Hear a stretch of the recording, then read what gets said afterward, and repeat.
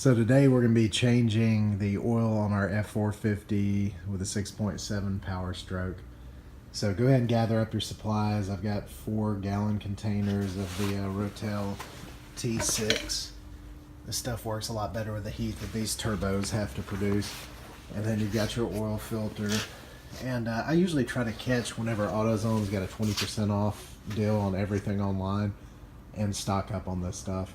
It's even cheaper than our commercial rates is from AutoZone or whoever you want to choose. We use O'Reilly's a lot for stuff too.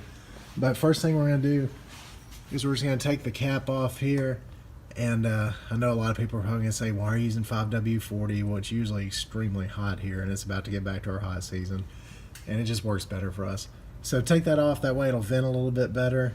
And then I'll show you the next few steps. So I'm kind of happy to say that I was kind of expecting, it's the first time I've changed oil in this truck.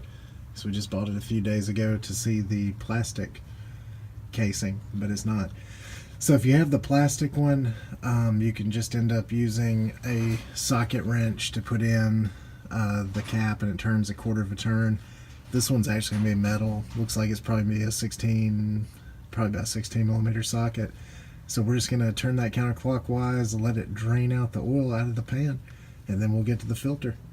So while I had the plug out, I checked the magnet on the end to make sure there wasn't any metal shavings or anything I need to be aware of for excessive engine wear. About to use a cloth to wipe the remaining oil off of where the plug was.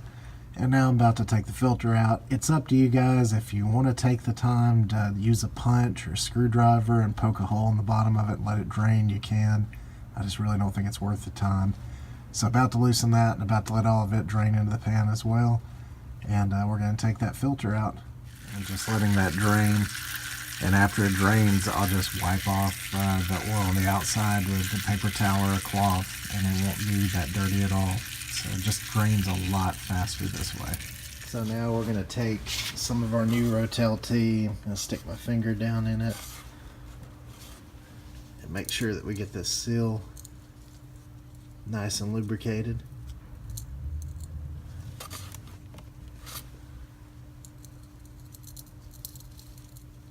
I've heard people say you always need to use a new oil. I'll be honest, I've used the old oil tons of times on other vehicles. Never had a problem with it. But once you get that sealed up really well, we're going to take this and we're going to pour it into here. And a lot of people just pour it straight into the center. You need to really actually pour it very slowly and let it filter the oil. That way all the oil is filtered. In the past, I've also just put this up in the engine on our smaller trucks and had no problem at all. Our large trucks that have filters that literally take an entire gallon of fluid, we always pre-fill those. But the ones here that are so small, it immediately fills it up. And whenever I've taken them off of the truck, they were magically filled with oil, even if I hadn't filled it before. So whatever you want to do, to each is their own. I'm going to fill it up for this demonstration. We get the new filter on, and I cleaned off with a cloth up here on the mating surface for the seal. And I just hand tighten these with 2 hands and get it about as tight as I can. The one that I just took off, you could tell it had been done at some sort of quick lane or somewhere. It was so tight that I had to use that instrument, and even with that, it started stripping down at the bottom. So no need to over tighten these that much, and if you ever see any leaking, just get back under it and tighten it some more. But that's everything underneath the truck, and we'll go up to the top. So next thing we're going to do is we're going to pour our 13 quarts into here. And a lot of people think, 13 quarts is a lot. The 7.3s took 15, and we have some of our box trucks that take 32 and one that takes 42 quarts.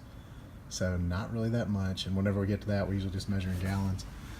But gonna go ahead and pour a full 3 of these into there. That'll get us to 12, and then 1 quart out of another one.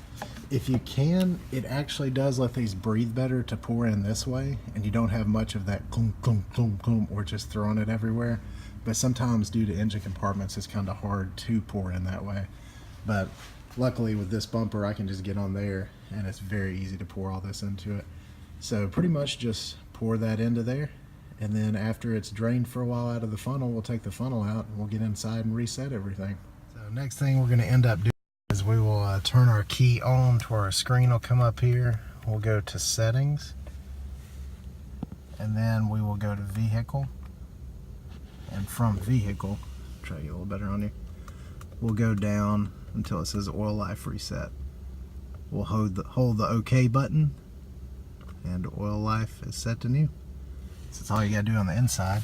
And since I've let it run for just a minute, I'm gonna go out there and I'm gonna check the actual oil level to make sure where we need to be. So I took it out, cleaned it off, put it back in, and looks like it's just a smidge low. So I'm gonna add just a little bit more and recheck it until it's steady. But that's all you gotta do to change the oil. And then I'm gonna go out and let it idle for a minute. It should be good to go.